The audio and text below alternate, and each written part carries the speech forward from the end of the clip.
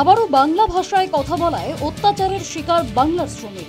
হরিয়ানার গুগাঁওতে কাজ করতে গিয়ে পুলিশি হেনস্থার শিকার বনগাঁও গোপালনগর থানা এলাকার দিঘাড়ি গ্রাম পঞ্চায়েতের কনকপুরের বাসিন্দা সাধক দাস ও সৌভিক দাস। সম্পর্কে তারা বাবা ছিলেন। গায়ে রয়েছে তাদের পুলিশের অকথ্য অত্যাচারের কালশিটে দাগ। সেই আতঙ্ক এখনো রয়েছে তাদের চোখে মুখে। বাংলা ভাষায় কথা বলায় বেধড়ক মারধরের অভিযোগ সেখানকার পুলিশের বিরুদ্ধে। আমি হিন্দি খুব একটা বুঝি না, আমি বাংলায় বলি বলেই কাজে যাচ্ছি, আর বাংলা করে বলেছি বলে খুব মারামার। আধার কার্ডে কোনা ছেড়ে করেছে, মানে জালকে নকল এটা দেখেছে, খুব চেষ্টা করেছে, কিন্তু আমি কান্নাকাটি করার পরে উনি আমার ছেড়েছে। আর বললো আজকে বলে যদি হরিয়ানা না ছাড়ি আর রাস্তা দিয়ে দেখে খুব খারাপ করে দেবো। আমি ভয়তে আমি কাজে যাই না। 6 দিন আমি ঘরে উঠে বসে দিয়েছি। লাস্ট টাইম পালায় চলে এসেছি, বাধ্য হয়েছে আমি ওই জায়গায়। জানা গিয়েছে হরিয়ানার গুরুগাঁওয়ের একটি বেসরকারি সংস্থায় কাজ করতেন ওই দুজন শ্রমিক। গত মাসে হঠাৎ একদিন কাজে যাওয়ার সময় হরিয়ানা পুলিশ তাদের পথ আটকায়। কোথায় যাচ্ছেন জানতে চাইলে বাংলায় উত্তর দেন পরিযায়ী শ্রমিক সাধক দাস। বাংলা ভাষায় কথা বলতেই বেধড়ক মারধর শুরু করেন হরিয়ানা পুলিশ। পরবর্তীতে ভারতীয় নাগরিকত্বের পরিচয়পত্র দেখালেও বিশ্বাস করেননি তারা।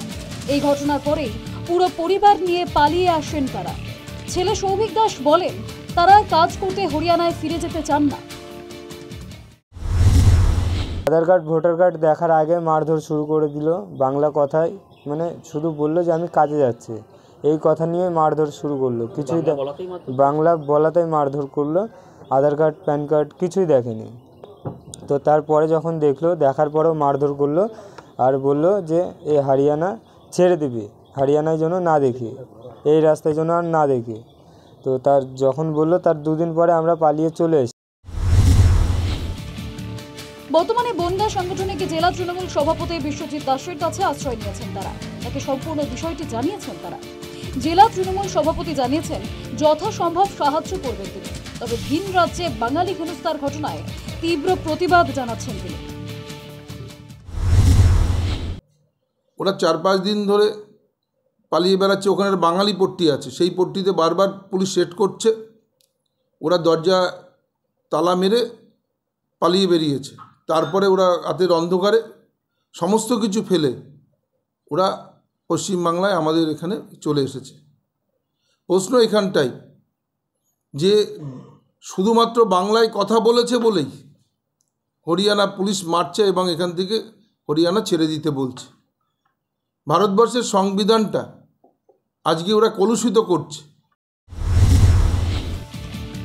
পাশাপাশি এই বাংলা ভাষায় কথা বলায় বাংলাদেশি সন্দেহে গ্রেফতার করা হয় কোচবিহারের তুফানগঞ্জের 103 জন শ্রমিককে।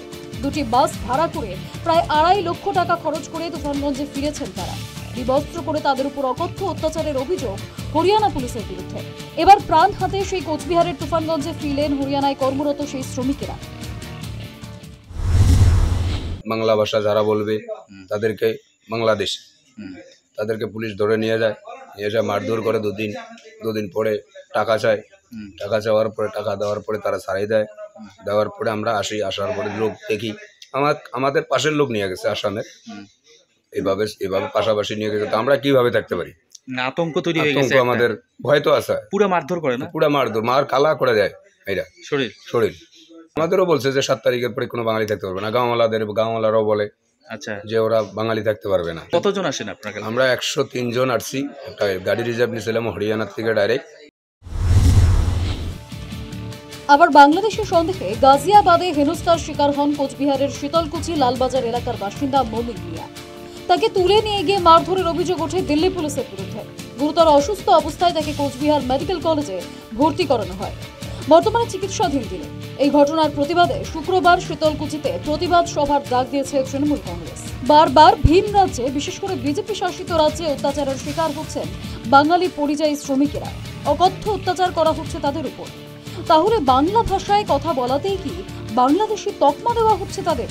সেই কারণেই কি ভিন রাজ্যে অত্যাচার করা হচ্ছে তাদের উপর? বিতর্ক তুঙ্গে। News time.